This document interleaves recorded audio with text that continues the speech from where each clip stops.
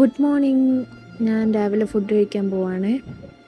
ഇത് ഉച്ചക്കത്തെ ഫുഡാണ്. ചോറ്, മുട്ട ദോശ, ക്യാബേജ്, അവിയലല്ല തോരൻ, പിന്നെ പുട്ടും കടലയുമായിരുന്നു. ഇന്നലത്തെ എരിവ് കാരണം ഞാൻ ഇന്ന് കുറച്ച് കറിയേ എടുത്തുള്ളൂ. പുട്ടും കടലയുമാണ്, കുഴപ്പമില്ല. ഹലോ ഗായ്സ്, ഇതാണ് എൻ്റെ സെക്കൻഡ് ലുക്ക്. ഞാനിന്ന് ഭയങ്കര ലേറ്റാണ്. എനിക്ക് വീഡിയോ എടുക്കാൻ പറ്റുമോ എന്നറിയില്ല. അപ്പം ഞാൻ ഇന്ന് ശരിക്കും രാവിലെ 8 മണിക്കാണ് എഴുന്നേറ്റത്. എട്ടല്ല, 7:45, 6 മണി തൊട്ട് കിടക്കുക. മറ്റേ പിന്നെ അലാറം നമ്മൾ മാറ്റി വയ്ക്കുമല്ലോ, അങ്ങനെ മാറ്റി വെച്ച് 7:45. അത് കഴിഞ്ഞപ്പോഴത്തേക്ക് 8:30 ഫുഡ് കഴിക്കണം.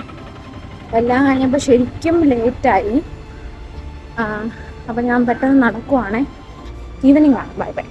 വൺ വേ കൂടാണ് പോകുന്നത് ഗൈസ്. ഹലോ ഗൈസ്, ഇപ്പം ഞാൻ ലിഫ്റ്റിലാണ്. ഇന്നത്തെ ഫുഡ് എനിക്ക് തീരെ പിടിച്ചില്ല, ഞാൻ കഴിച്ചില്ല. പിന്നെ ഓവറാൾ ഇന്നത്തെ ഒരു എക്സ്പീരിയൻസും ഭയങ്കര സ്ട്രഗ്ലിംഗ് ആയിരുന്നു. എനിക്ക് ഇത് കണ്ടിന്യൂ ചെയ്യാൻ പറ്റുമെന്ന് തോന്നില്ല. Hello, welcome to my vlog day 2.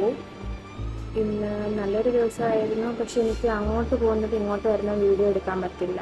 കാരണം ഞാൻ വൺ വീക്ക് കൂടാണ് പോകുന്നത്. നടന്നു പോകുന്നതിന് ഭയങ്കര പാടാണ്. പക്ഷെ എൻ്റെ ടീംമേറ്റ്സ് പറഞ്ഞിട്ടുണ്ടായിരുന്നു അവിടെ ഒരു ഇടവഴിയുണ്ട്.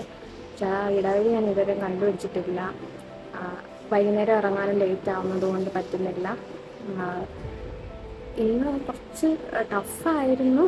കാരണം ഇതുവരെയും ഒരു അൺഓർഗനൈസ്ഡ് കമ്പനിയിൽ നിന്നും പിന്നെ ഓർഗനൈസ്ഡ് സിസ്റ്റത്തിലോട്ട് വരുമ്പോൾ നമുക്ക് അതിനകത്തുള്ള അഡാപ്റ്റ് ആവാൻ കുറച്ച് ടൈം എടുക്കുമല്ലോ.